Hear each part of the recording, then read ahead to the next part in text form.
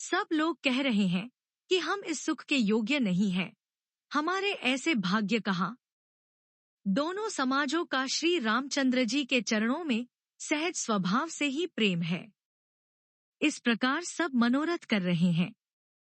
उनके प्रेमयुक्त वचन सुनते ही सुनने वालों के मनों को हर लेते हैं। उसी समय सीताजी की माता श्री सुन्यनाजी की भेजी हुई दासियां कौसल्या जी आदि के मिलने का सुंदर अवसर देखकर आईं। न से यह सुनकर कि सीता की सब सासुएं इस समय फुर्सत में हैं, जनकराज का रनिवास उनसे मिलने आया। कौसल्या जी ने आदरपूर्वक उनका सम्मान किया और समयोचित आसन लाकर दिए। दोनों ओर सबके शील और प्रेम को देखकर और सुनकर कठोर वज्र भी पिघल जाते हैं। शरीर पुलकित और शिथिल है और नेत्रों में शोक और प्रेम के आंसू हैं। सब अपने पैरों के नखों से जमीन कुरेदने और सोचने लगी। सभी श्री सीताराम जी के प्रेम की मूर्ति सी हैं, मानो स्वयं करुणा ही बहुत से वेश रूप धारण करके विसूर रही हो, दुख कर रही हो। सीता जी की माता सुन्यनाजी ने कहा, विधाता की बुद्धि बड़ी टेढ़ी है, जो दूध के फेन जैसी कोमल वस्तु को वज्र की टाकी से फोड़ रहा है, अर्थात जो अत्यंत कोमल और निर्दोष हैं, उन पर विपत्ति ढहा रहा है। अमृत केवल सुनने में आता है और विष जहां तहां प्रत्यक्ष देखे जाते हैं। विधाता की सभी करतूतें भयंकर हैं। जहां तहां कौए, उल्लू और बगुले ही दिखाई देते हैं, हंस तो एक मानसरोवर में ही है। यह सुनकर देवी सुमित्रा जी शोक के साथ कहने लगी, विधाता की चाल बड़ी ही विपरीत और विचित्र है, जो सृष्टि को उत्पन्न करके पालता है और फिर नष्ट कर डालता है। विधाता की बुद्धि बालकों के खेल के समान भोली, विवेक शून्य है। कौसल्या जी ने कहा, किसी का दोष नहीं है, दुख सुख हानि लाभ सब कर्म के अधीन है।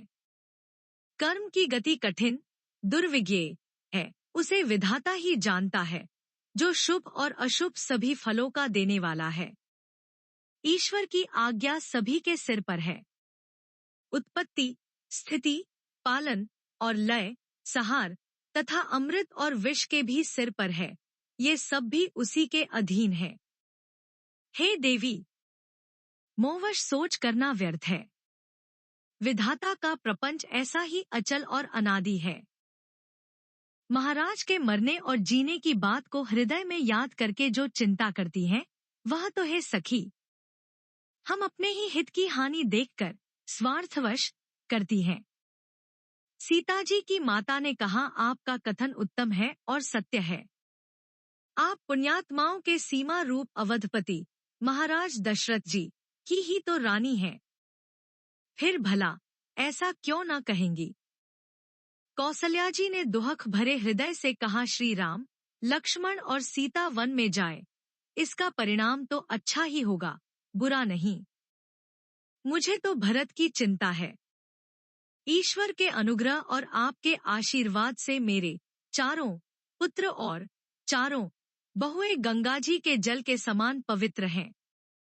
हे सखी, मैंने कभी श्री राम की सौगंध नहीं की, सो आज श्री राम की शपथ करके सत्य भाव से कहती हूँ। भरत के शील, गुण, नम्रता, बड़पन, भाईपन, भक्ति, भरोसे और अच्छेपन का वर्णन करने में सरस्वती जी की बुद्धि भी हिचकती है। सीप से कहीं समुद्र उलीचे जा सकते हैं।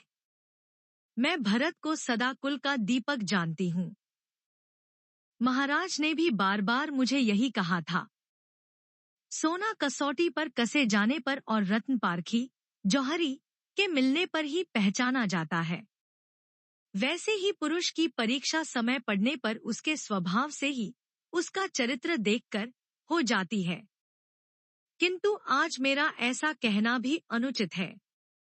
शोक और स्नेह में सयानापन, विवेक कम हो जाता है। लोग कहेंगे कि मैं स्नेहवश भरत की बड़ाई कर रही हूँ।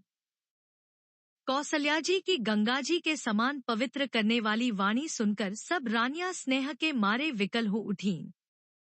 कौसल्या जी ने फिर धीरज धरकर कहा, है देवी मिथिलेश्वरी, सुनिए, ज्ञान के भंडार श्री जनक जी की प्रिया, आपको कौन उपदेश दे सकता है?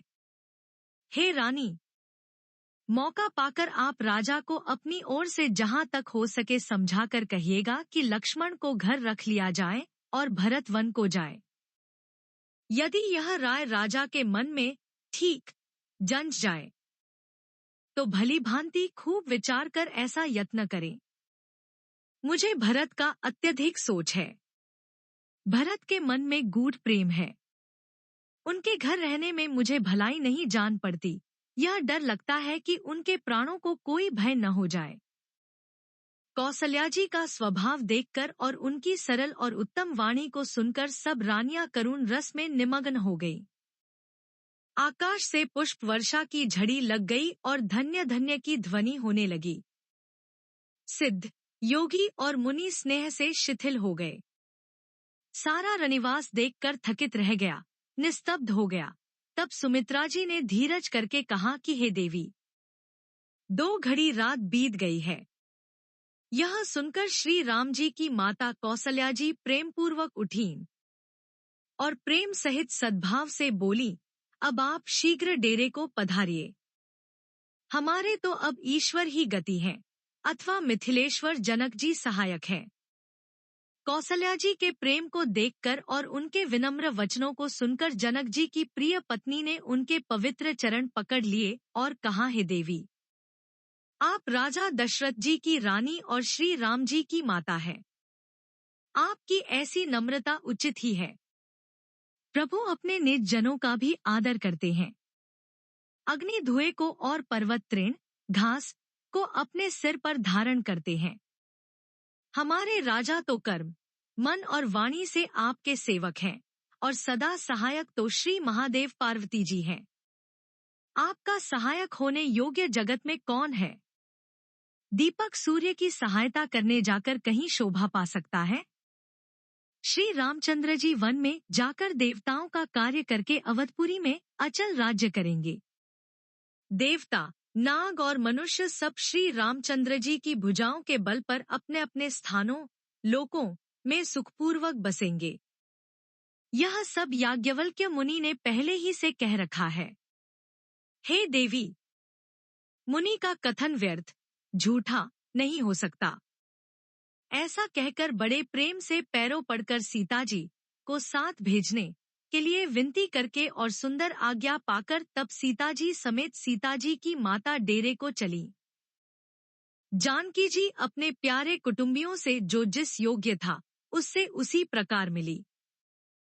जानकी जी को तपस्विनी के वेश में देखकर सभी शोक से अत्यंत व्याकुल हो गए। जनक जी श्री राम जी के गुरु वशिष्ठ जी की आज्ञा पाकर डेरे को चले और आकर उन्होंने सीता जी को देखा।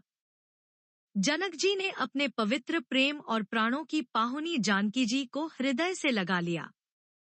उनके हृदय में वात्सल्य, प्रेम का समुद्र उमड़ पड़ा। राजा का मन मानो प्रयाग हो गया। उस समुद्र के अंदर उन्होंने आदि शक्ति सीता जी के अलौकिक स्नेह रूपी अक्षयवट को बढ़ते हुए देखा। उस सीता जी के प्रेम रूपी वट पर श्री राम जी का प्रेम रूपी बालक, बाल रूप धारी भगवान सुशोभित हो रहा है। जनक जी का ज्ञान रूपी चिरंजीवी मार्कंडेय मुनि व्याकुल होकर डूबते डूबते मानो उस श्री राम प्रेम रूपी बालक का सहारा पाकर बच गया। वस्तुतः ज्ञानी शिरोमणि विदेहराज की बुद्धि मोह में मग्न नहीं है।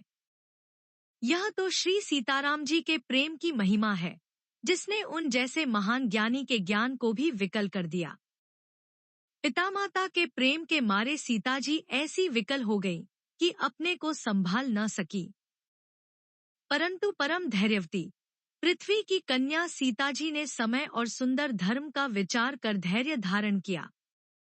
सीता जी को तपस्विनी वेश में देखकर जनक जी को विशेष प्रेम और संतोष हुआ। उन्होंने कहा, बेटी, तूने दोनों कुल पवित्र कर दिए। तेरे निर्मल यश से सारा जगत उज्जवल हो रहा है, ऐसा सब कोई कहते हैं।